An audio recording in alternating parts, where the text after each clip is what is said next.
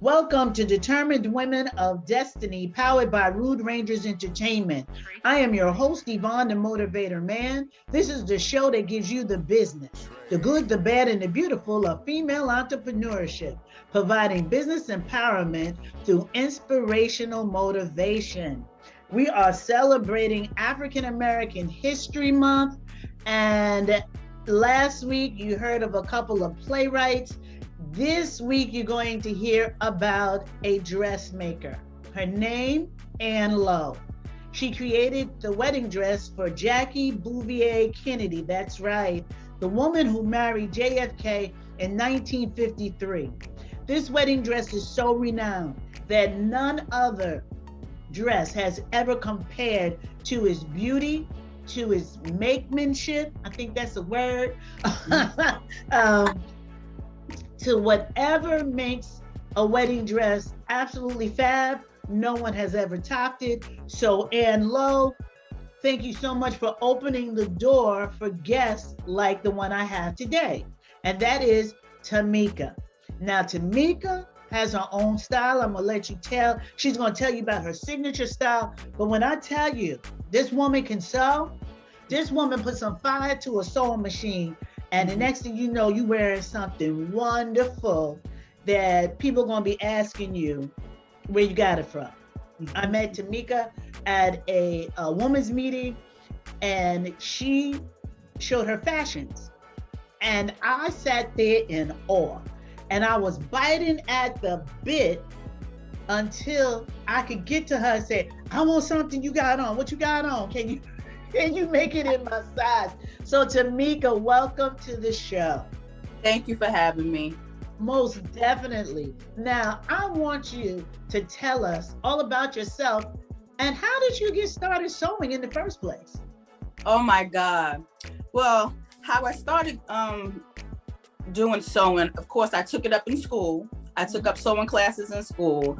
And it still wasn't something that I thought that I wanted to continue. So I was doing hair because I was always told that I was very good in hair. So I always gravitate towards what other people would say that I was good in, even though in the back of my mind, I always had that fashion in the back of my mind.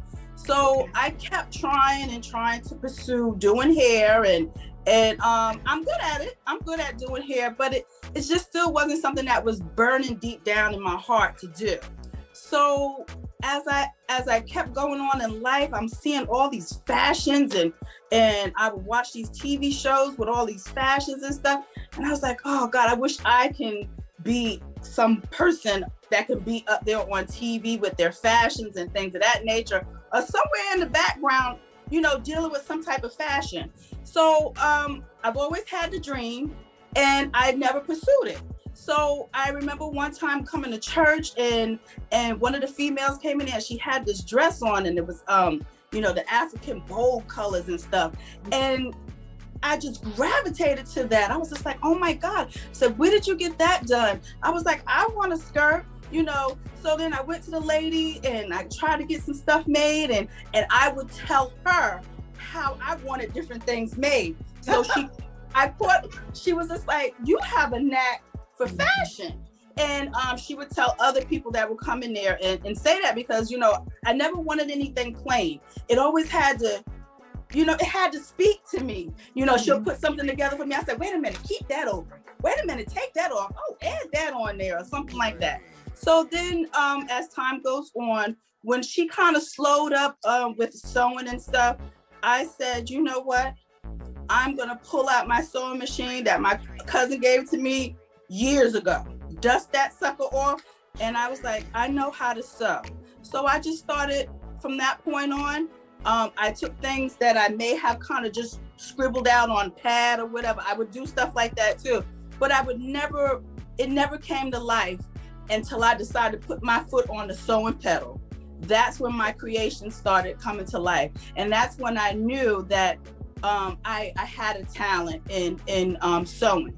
So I began to put my fashions together and just put it to work on some beautiful fabrics. I am so drawn to African fabrics because they are so bold. They just speak volumes To me, they are statement pieces to me that you can wear, and they're of our African, descendants. Absolutely. So I am proud to be able to use these fabrics and use them in such a way. I love that. You said, in the back of your mind, you kept saying, one day I want to be up there on stage. One day I want to be in the back. I want to be doing this. How old were you when you started speaking that dream into existence? I must have been at the age of probably 6, when we started playing with the Barbie dolls. Wow. And all those things that we used to have coming up that had fashion stuff. My cousin Joel, and she will definitely attest to this, she said she always knew that I enjoyed fashion, but she knew I had a knack for doing hair. And both things actually can go hand in hand, actually. But like I said, it was more of a burning sensation for me far as fashion. When I would get those Barbie dolls, them little clothes that they would give us, I'm like, no, let me just switch this up with this. And, and, and I used to do those sort of things, and just to know that, because you've been told so many times in life that you really can't do this, and you can't, you can't accomplish that. No, you can never be on TV. But as I start to get in church, and as I start to get under the leadership of my bishop, Frank Anthon White, I began to understand what was deep down inside of me.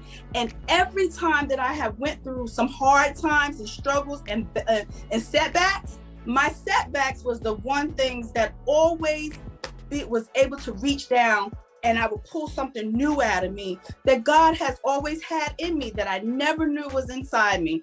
And those things are still coming about.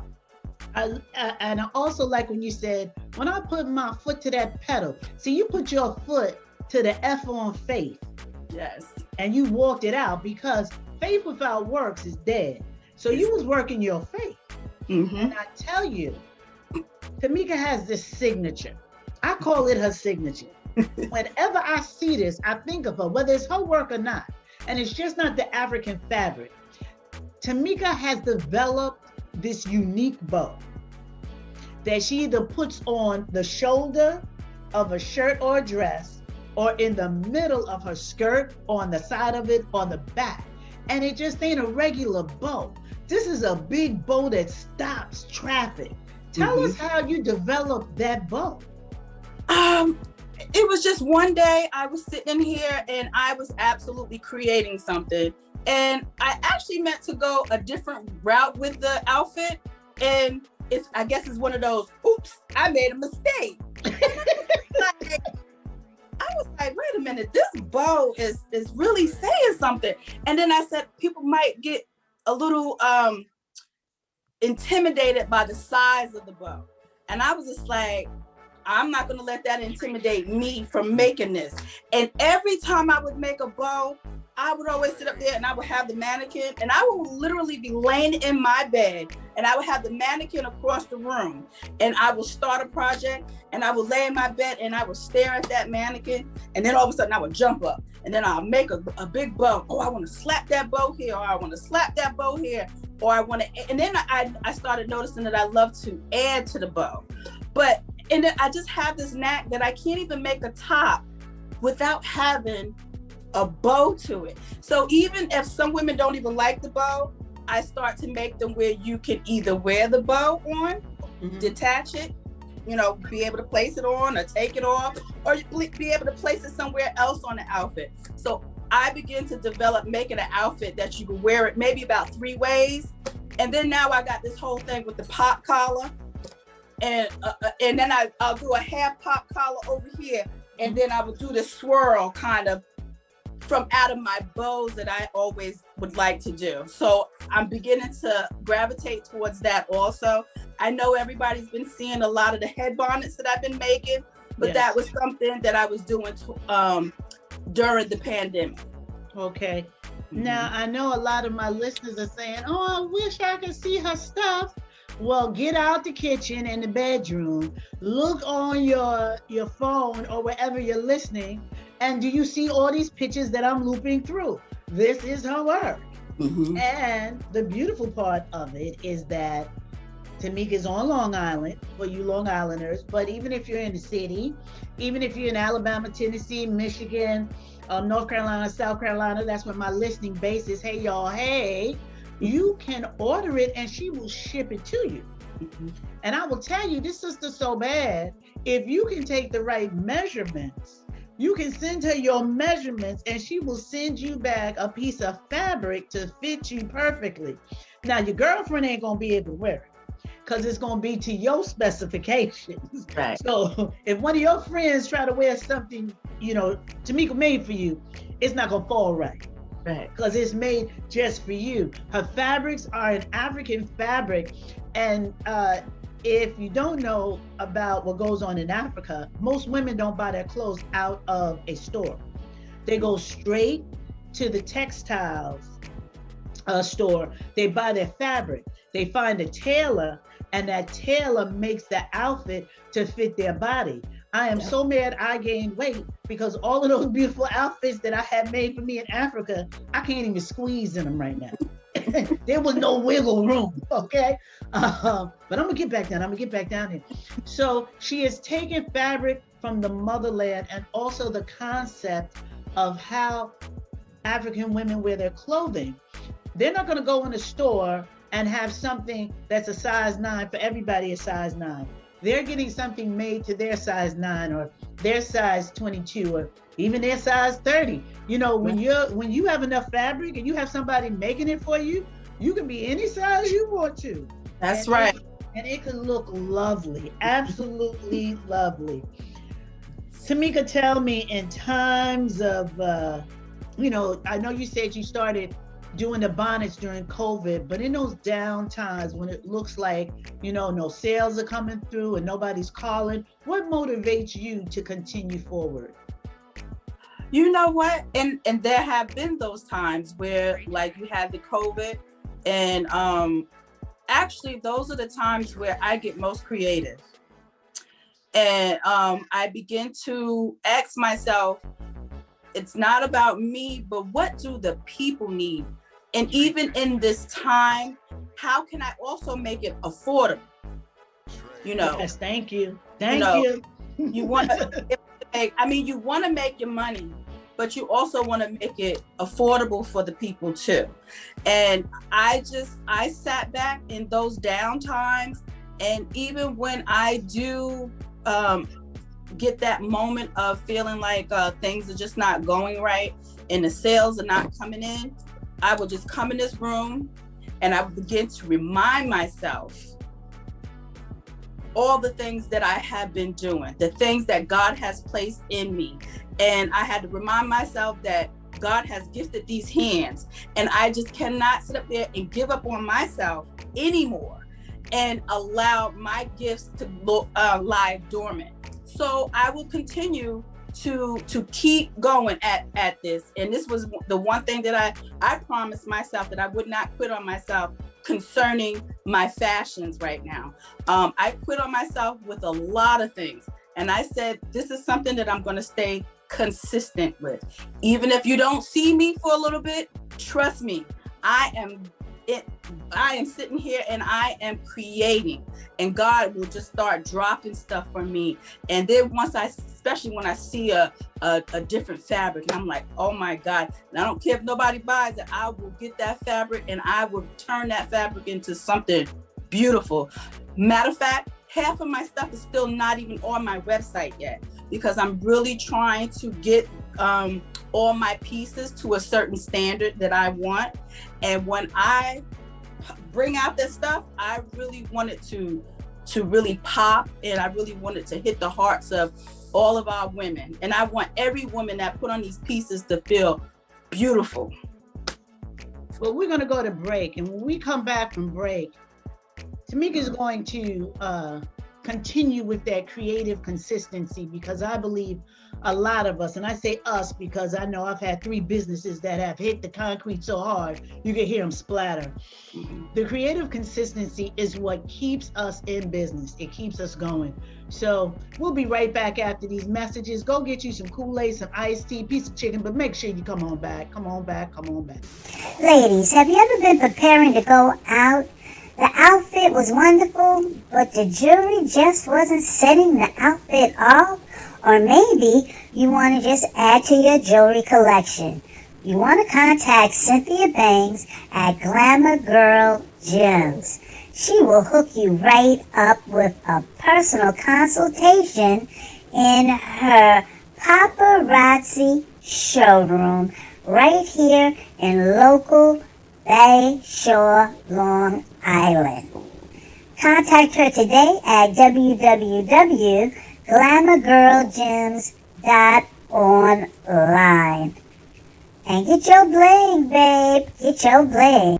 You are listening to Determined Women of Destiny on Rudy Radio. I am your host, Yvonne, the Motivator Man. My guest is Tamika. And if you're just tuning in, shame on you, because you have missed a valuable piece of this interview. And you're just going to have to rewind it and go back. But I'm glad you're with me now. If you're returning from break, thank you so much for coming back. And I want Tamika to continue with that creative consistency. Creative consistency is the reason why Ann Lowe was able to make that wedding dress that is so renowned that nobody's made a wedding dress that fabulous since then. I'm quite sure she had developed a whole lot of stuff. Mm-hmm. But she was consistent. And like you, Tamika, I know you must have created a lot of stuff. Mm-hmm. And with fabric, I'm not a dressmaker or seamstress like you. I do have a little understanding. And I've taken stuff apart and put it back together. Now I said, forget it, and I cut it and made it a tablecloth or something, instead of sticking with it. I've taken it, given it to my daughter when she was little. She could make her doll clothes with it, or I just threw it in the garbage because, it really wasn't my forte.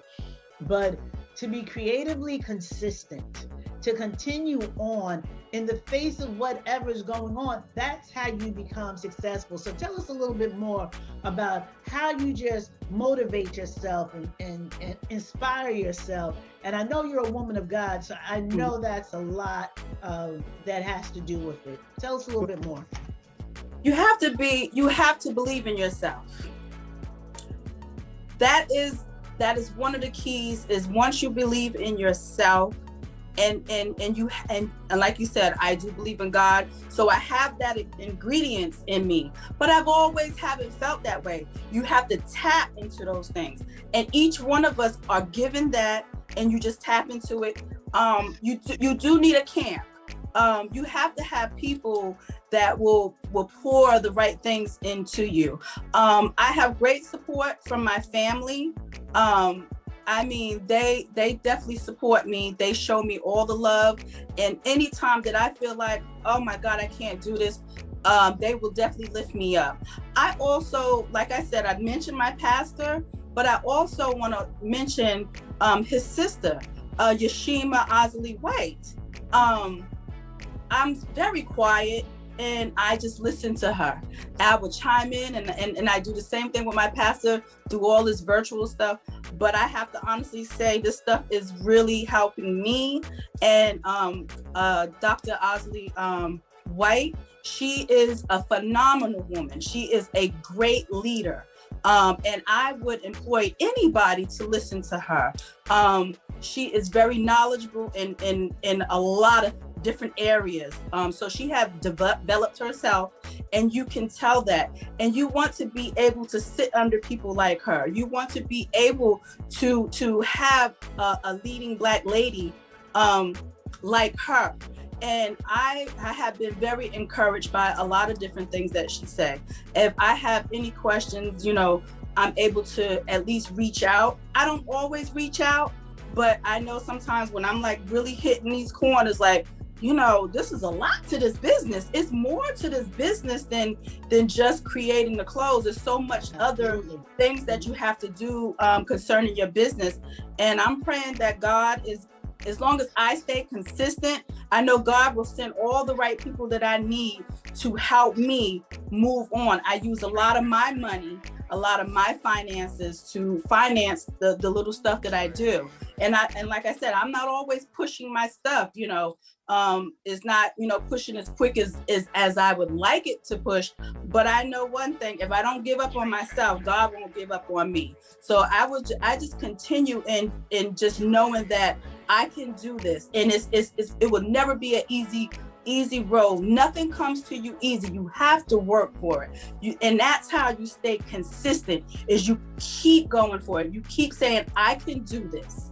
And once you have that in your mind, I don't care if you have to put up all around your walls, all type of affirmations that you can see in the morning. You clear out your work spot, and you put these affirmations up, and I promise you, it will keep you motivated. But you have to have, when you're trying to do your business, it has to be organized. Okay. If it's not organized, it will kind of throw you off your game too. And I want to know that, I'm like, I don't have this where I need this, and it will throw you off, and it's just like, I don't even want to complete this. So being organized in your business is also key, and it will help you keep your mind uncluttered, and it will help you keep your mind free to be able to flow in the things that you need. As long as you keep your mind free, God will work right with you. And everything that you do, everything you pick your hands up to do, everything will just flow the way it's supposed to flow. Wow, thank you for that. That was inspiring, to me. And I thank you for that. Usually I ask you at the end for your moments of inspiration. You gave it to me already. But, what you said is true about your tribe. I have this saying, I break bread with those who help me make it, Mm-hmm. And having a tight tribe is definitely important. Having spiritual leaders, and see, your spiritual leaders come from the powerhouses, Mm-hmm. Bishop White and Dr. White. And it's funny, I saw Dr. White last year, and she hasn't seen me probably since I was in my early 20s. I'm getting ready to be 60. And I went up to her and I said, Dr. White, it's so good to see you. She says, good to see you too. I said, you may not remember me, but she says, no. You were a classmate of Anton's. That thing blew me away. Yes. She remembered my face. She said, I don't remember your name, but I remember you. And I'm like, oh my God. I mean, I walked out of church that night like, see, I'm somebody, baby. And you can be remembered almost 40 years later. But, Right. That's just the family that your leaders come from. That's just the type of people that Bishop's mom and dad was, and doctor's mom and dad was.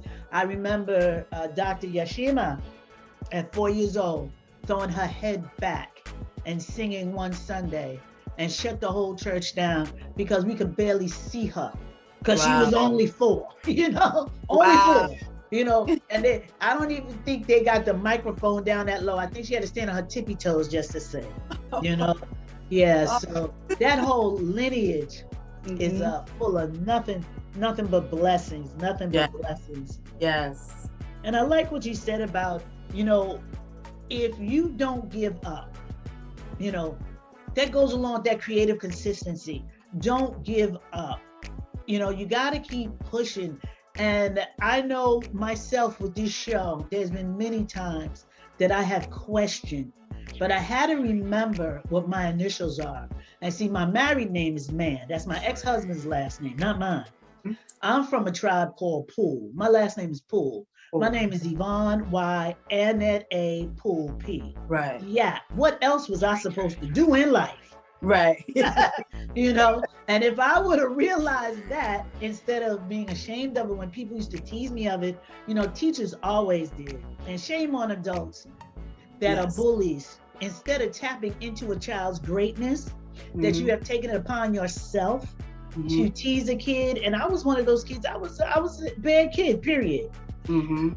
But from teaching for a short time myself, the one thing I know is you're only as good as the baddest kid that can respect you. Right. That's it.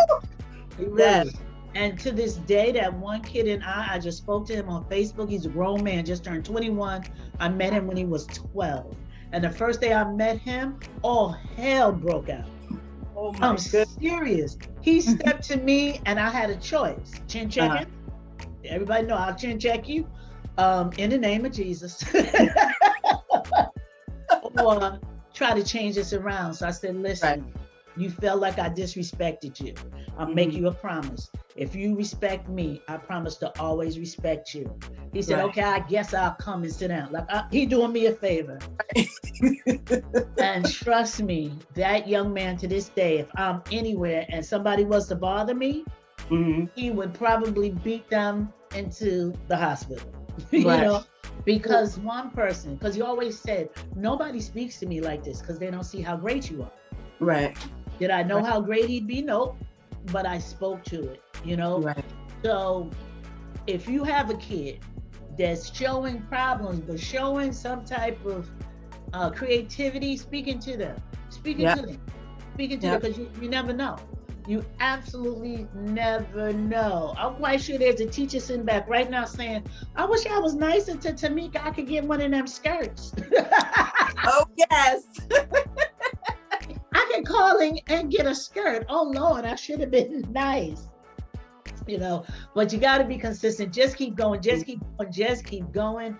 That's you know, right. I tried to do a show a little while back and God told me who to have in it. And I said, well, God, if I add 2 more people, it'll be great. And God ain't said nothing, but I went ahead and did it. And when I tell you, I had sleepless nights, I had stomach aches, I had days I couldn't keep anything on my stomach. Anybody know me? I like to eat. The last thing I want to do is to be sick. Right. And it's because I didn't do it God's way. I woke up one Saturday morning, called everybody and said it was canceled. The person who gave me the most problems was the first person to reach back out and say, oh, well, thank you for everything. Well, I'm not thanking you for everything. No. You helped this decision. Right. But I felt peace. And I think it was two weeks later, my producer called me and said, hey, I got something for you. See, so as my pastor spoke about today, and she talked about letting things go. And if we let it go, we can let God handle it. That's right. You know, so I let that show go. And the funny thing is, God brought it back to my remembrance. He brought it back to me what it was supposed to do. And pretty soon you'll see the show. I'll let everybody know when it happens. But I was like, wow, it took like 1.5 years because I was disobedient. So another thing I want to say is be obedient. Be obedient. You know, stop cutting against the grain. When I graduated high school, I was supposed to go to college for radio and television. I drug my feet. I played around and I did late registration. And radio and television, I did not know was the first thing that fills up almost in every college because everybody won't be on TV. Right. And I went into African American studies, and that was my major is history. And I have a degree in African American studies. And I was supposed to teach and I didn't. And there's so many different things that happen. And look where I am right now, radio and television. Radio and television. So if I would have been obedient, filled out that paperwork in March instead of August. Yes, school started in September, and I think it's the second week of August, I'm filling out this paperwork. And no, I'm sorry.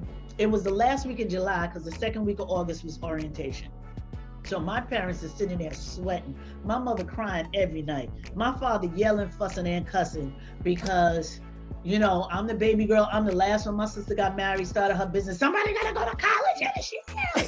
You know? But when we keep sight of what God tells us, there's nothing that can stop us. Absolutely nothing.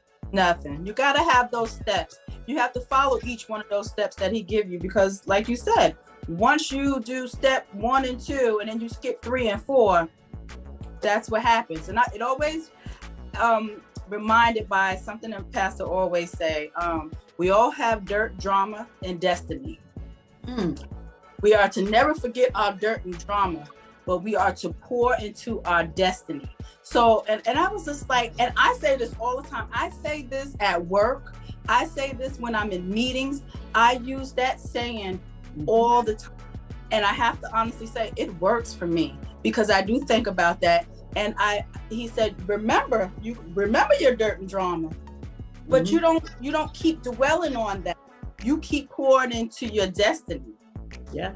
That's why the name of this show is Determined Women of Destiny. Keep it moving, ladies. Keep it moving, because where you are right now is not the place where you're supposed to be. Even if you're very, very, very successful, trust me, there's a destiny for you. There's more for you to do. Tell me, how do you feel that what you do has impacted women?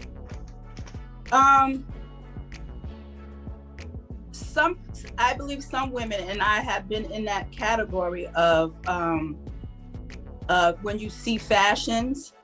And I'm going to talk on two things concerning your question. Sometimes we feel like we can't obtain those type of fashions. So I feel as though that, especially us women as color, we feel like we can't obtain a lot of things. And I feel like this is definitely going to be one of my avenues. But it's not all about just creating the clothes.